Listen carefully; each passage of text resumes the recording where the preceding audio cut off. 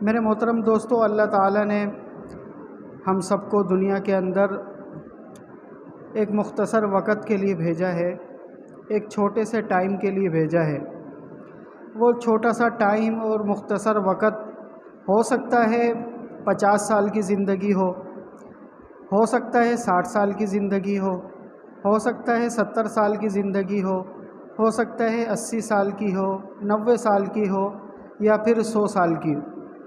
اس سے زیادہ تو ہم لوگوں نے گمان بھی نہیں کیا ہوا۔ انسانوں نے آج کل کے حساب سے ایک سوچ بنائی ہوئی ہے، ایک گمان کیا ہوا ہے کہ شاید میری زندگی 80 سال کی ہوگی، 90 سال کی ہوگی یا 100 سال کی ہوگی۔ ابھی 2026 چل رہا ہے، آج سے 100 سال پہلے 1926 اس دنیا کے اندر تھا۔ 1926 میں جو انسان زندہ تھے آج وہ کہاں ہیں؟ یقیناً 1926 میں رہنے والے انسانوں میں سے 99% انسان اس وقت دنیا میں نہیں ہیں۔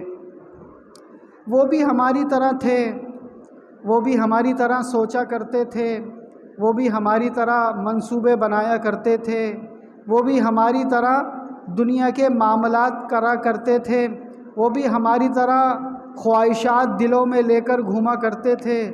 ان کی بھی بڑی بڑی پلاننگز تھیں، ان کی بھی بڑے بڑے منصوبے تھے، لیکن وہ سب منصوبے، وہ سب ان کے خیالات، وہ سارے کے سارے اسی دنیا میں رہ گئے۔ اسی طرح آج سے 100 سال بعد 2026 ابھی چل رہا ہے، آج سے 100 سال بعد اس دنیا کے اندر ہوگا 2126۔ 2126 میں اور آپ اس دنیا میں نہیں ہوں گے۔ اگر اس وقت ہم میں سے کوئی 50 سال کا ہے اور اگر ہمیں فرض کر لیا جائے کہ وہ 100 سال بعد بھی زندہ ہوگا، اگر آج 50 سال کا ہے تو 100 سال کے بعد اس کی عمر ہوگی 150 سال۔ 150 سال 150 سال شاید ہی کوئی زندہ رہے۔ یہاں تو 60 سال 70 80 90 100 سے زیادہ ہم نے سوچا بھی نہیں ہے، تو 150 سال شاید ہی ہو۔ اگر تھوڑی دیر کے لیے فرض کر لیتے ہیں، تھوڑی دیر کے لیے فرض کر لیتے ہیں کہ جو آج سے 100 سال پہلے زندہ تھا اس وقت اس کی عمر تھی 10 سال، اور آج 2026 میں اس کی عمر ہو گئی 110 سال۔ 110 سال میں اس وقت اس کا دماغ اس طریقے سے کام نہیں کرتا ہوگا جو جوانی میں کرتا تھا۔ اس کی آنکھیں ویسے نہیں دیکھتی ہوں گی جیسا جوانی میں دیکھتی تھی، اس کا دل و دماغ، اس کے ہاتھ پاؤں، اس کا پورا جسم ویسا نہیں ہوگا جیسا جوانی میں تھا۔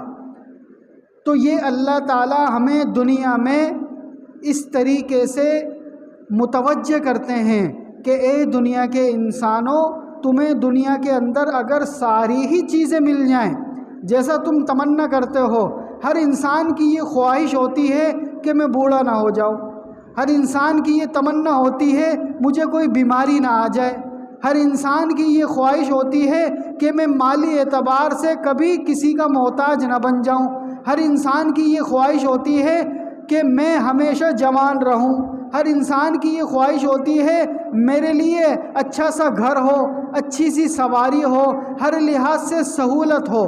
ہر انسان کی یہ خواہش ہے، چاہے وہ مسلمان ہے، چاہے وہ غیر مسلم ہے، چاہے وہ کسی بھی مذہب سے تعلق رکھتا ہے، ہر انسان اس دنیا میں سکون کی زندگی کا متلاشی ہے۔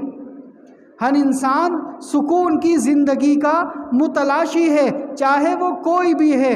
اللہ تعالیٰ فرما رہے ہیں اگر تمہیں دنیا کے اندر جیسا تم چاہتے ہو، اگر تھوڑی دیر کے لیے فرض کر لیا جائے وہ تمہیں ساری چیزیں میسر ہو جائیں۔ مثال کے طور پر اچھا گھر چاہتے ہیں، مل گیا، مثال کے طور پر اچھی گاڑی چاہتے ہیں، مل گئی۔ مثال کے طور پر کھانے پینے کی آسائش چاہتے ہیں، مل گئی۔ مثال کے طور پر گرمی سے بچنے کے لیے ایئر کنڈیشن چاہتے ہیں، مل گیا۔ مثال کے طور پر سردی سے بچنے کے لیے گرم کپڑے چاہتے ہیں، مل گئے۔ ہر وہ چیز جو تم چاہتے ہو تمہیں دنیا میں مل بھی جائیں، اس کے باوجود بھی تم اتنے کمزور ہو کہ تم بڑھاپے سے نہیں بچ سکتے۔ اس کے باوجود بھی تم اتنے کمزور ہو کہ بڑھاپے سے بھی نہیں بچ سکتے۔ بڑھاپے سے نہیں بچ سکتے تو پھر موت سے کیسے بچو گے؟ موت سے کیسے بچو گے؟ آج تم نے یہ سمجھ لیا اگر میرے چہرے پر، میرے بالوں میں سفیدی آئے گی تو میں رنگ لگا لوں گا۔ چلو تھوڑی دیر کے لیے تم نے رنگ لگا لیا، بال سفید تھے کالے کر لیے، چہرے پر جھائیاں آنے لگی، تم نے دوائیاں استعمال کر لی، پلاسٹک سرجری کرا لی، یقیناً تم نے ہر چیز استعمال کر کے دیکھ لی کہ کسی طریقے سے میں بوڑھا نہ لگوں، کسی طریقے سے میرا بڑھاپا ظاہر نہ ہو، اس کے باوجود بھی بڑھاپے سے نہیں بچ سکتے۔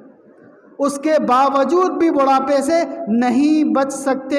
آج دنیا کے اندر ایسے انسان موجود ہیں جو آج سے چند سال پہلے جب جوان تھے، آج سے چند سال پہلے جب جوان تھے، میں اور آپ تو عام زندگی گزارتے ہیں، ہم اسپیشل لوگوں کو دیکھیں جو کہ خاص زندگی گزارتے ہیں۔ مثال کے طور پر جو پرانے زمانے کے اندر فلمیں بنایا کرتے تھے، جو اپنے وقت کے ہیرو ہوا کرتے تھے، آج ان کو اٹھا کر دیکھیں تو ان کے چہروں پر جھائیاں آ چکی ہیں، ان کے چہروں پر جھائیاں آ چکی ہے۔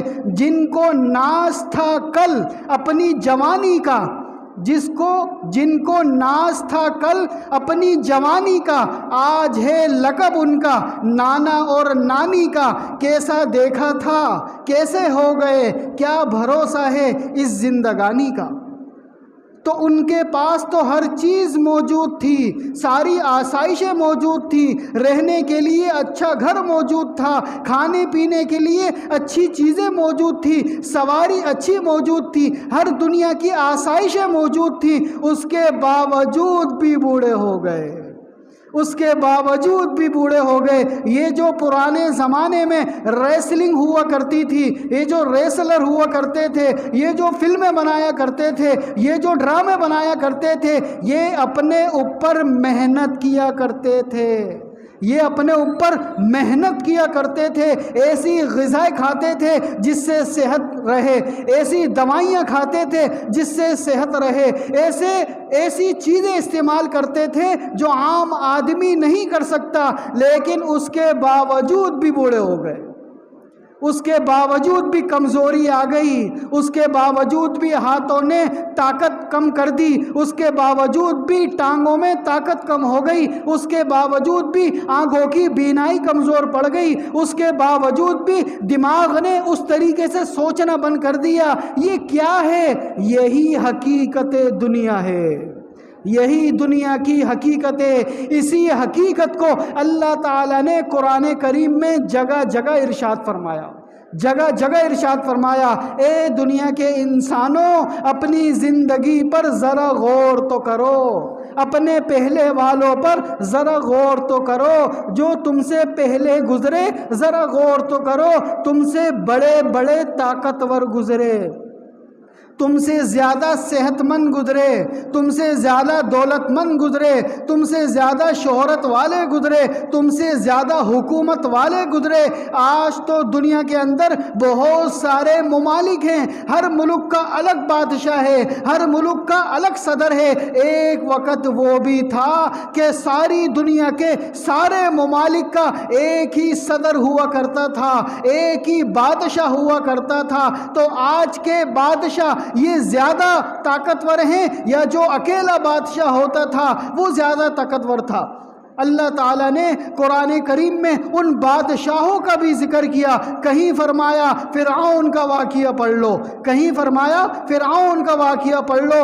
یہ وہ فرعون تھا جو ساری دنیا کا اکیلا بادشاہ تھا، ساری دنیا کا اکیلا بادشاہ تھا، ایسا طاقتور بادشاہ تھا، ایسی فوجوں والا بادشاہ تھا، ایسی جدید ہتھیاریں استعمال کرنے والا بادشاہ تھا، بہت بڑی فوج تھی، بہت بڑی حکومت تھی، لیکن اللہ کی نہیں مانی، اللہ کی نافرمانی کی۔ اللہ تعالیٰ نے اس کی بادشاہت کے اندر رہتے ہوئے اس کو دنیا میں بھی برباد کر دیا اور آخرت میں بھی برباد کر دیا۔ تو جو اتنا زیادہ طاقتور انسان تھا، اتنی پوری حکومت کرنے والا، ساری دنیا پر حکومت کرنے والا، وہ فوجوں والا، وہ بھی نہیں بچ سکا، تو تم کیسے بچو گے؟ اسی طرح کہیں فرمایا، اے دنیا کے انسانوں، قرآن کو کھول کر پڑھو، ذرا نمرود کا واقعہ بھی پڑھ لو، ذرا نمرود کا واقعہ بھی پڑھ لو۔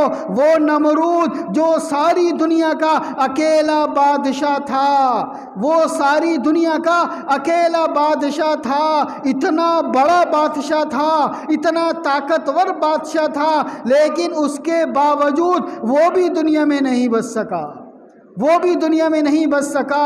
کہیں فرماتے ہیں، اے دنیا کے انسانوں، قرآن کریم کھول کر پڑھو، ذرا شداد کا واقعہ بھی پڑھ لو۔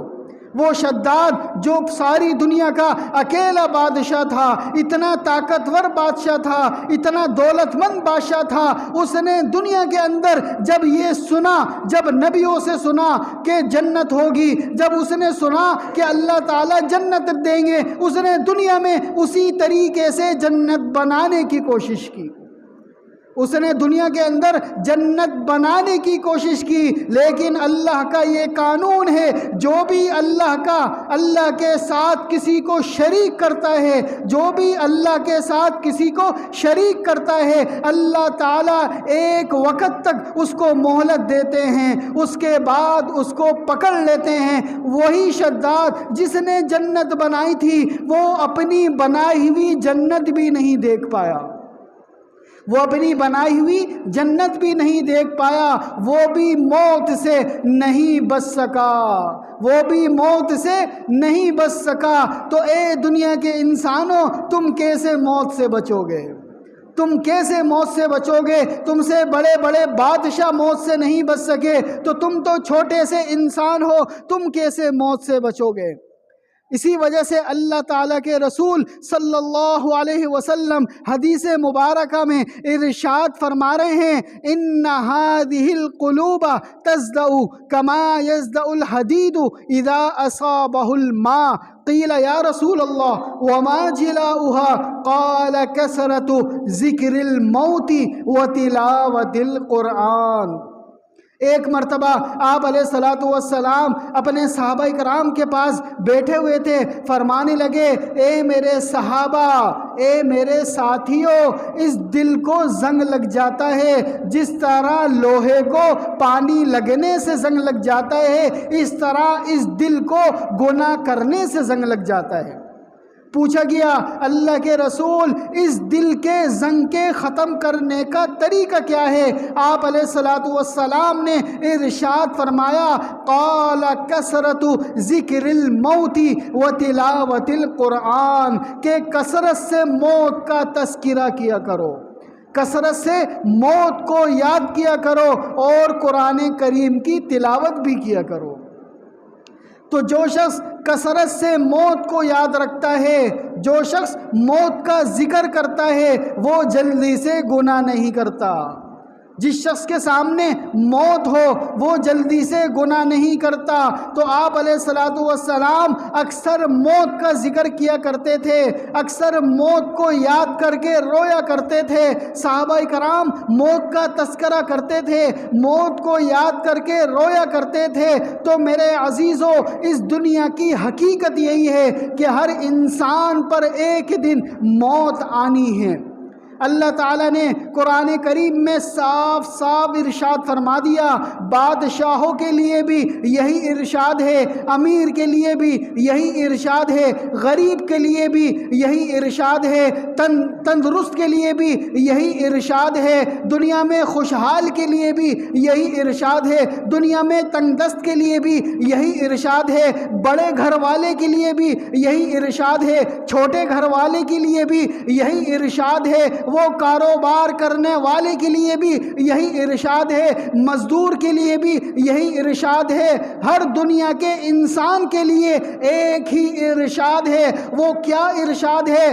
کل نفس ذائقۃ الموت، کل نفس ذائقۃ الموت۔ اے دنیا کے انسانوں، اے دنیا کے بادشاہوں، اے دنیا کے صدر، اے دنیا کے وزیر، اے دنیا کے امیر، اے دنیا کے فقیر، اے دنیا کے مالدار، اے دنیا کے غریب، کل نفس ذائقۃ الموت، کل نفس ذائقۃ الموت۔ یاد رکھ، ایک دن موت کا ذائقہ چکھنا ہے، یاد رکھ ایک دن موت کا ذائقہ چکھنا ہے۔ تو نے دنیا کے اندر بڑے بڑے ذائقے چکھے، تو نے دنیا کے اندر بڑے بڑے ذائقے چکھے، اچھے اچھے کھانوں کے ذائقے چکھے، وہ مزید فروٹ اور لذیذ فروٹ کے ذائقے چکھے، وہ سبزیوں کے ذائقے چکھے، وہ مختلف پھل فروٹ کے ذائقے چکھے۔ آخری ذائقہ موت کا ہوگا، آخری ذائقہ موت کا ہوگا۔ وہ موت کا ذائقہ دنیا کے تمام ذائقوں کو ختم کر دے گا، وہ موت کا ذائقہ دنیا کے تمام ذائقوں کو ختم کر دے گا۔ جس وقت موت کا ذائقہ آئے گا، دنیا کے تمام ذائقے ختم، دنیا کی تمام آسائشیں ختم، دنیا کی تمام سہولتیں ختم، دنیا کی بادشاہت ختم، وہ دنیا کی دولت ختم، وہ دنیا کی شہرت ختم، وہ ساری چیزیں آخری ذائقے پر ختم ہو جائیں گی۔ اور کہیں فرمایا وَلَن يُؤَخِّرَ اللَّهُ نَفْسًا إِذَا جَاءَ أَجَلُهَا، وَلَن يُؤَخِّرَ اللَّهُ نَفْسًا إِذَا جَاءَ أَجَلُهَا۔ یاد رکھو دنیا کے انسانوں، وَلَن يُؤَخِّرَ اللَّهُ نَفْسًا إِذَا جَاءَ أَجَلُهَا، جس دن موت آئے گی، جس دن موت کا وقت آئے گا، ایک سیکنڈ کا موقع بھی نہیں ملے گا۔ وَلَن يُؤَخِّرَ اللَّهُ نَفْسًا إِذَا جَاءَ أَجَلُهَا، جب آ گئی موت، جب آ گیا موت کا فرشتہ، ایک سیکنڈ کا موقع بھی نہیں ملے گا۔